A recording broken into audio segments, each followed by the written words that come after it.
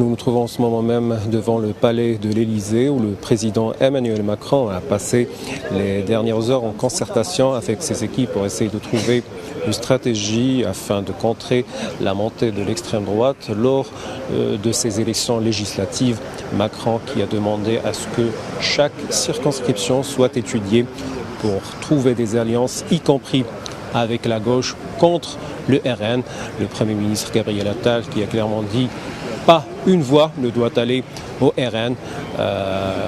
De sa part, Jean-Luc Mélenchon, le leader du nouveau Front populaire, a déclaré hier que les résultats enregistrés lors de ce premier tour représentaient une défaite du président Macron.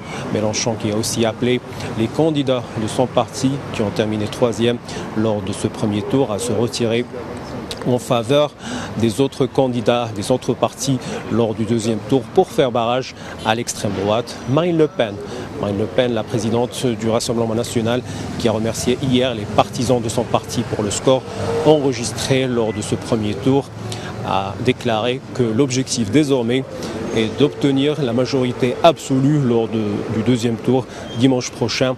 Même souhait de Jordan Bardella qui a ajouté qu'en cas de victoire de son parti, il sera le Premier ministre de tous les Français. Rappelons juste les résultats définitifs publiés par le ministère de l'Intérieur cette nuit. Donc le RN qui a obtenu 33,14% des voix, le nouveau Front populaire 27,99%.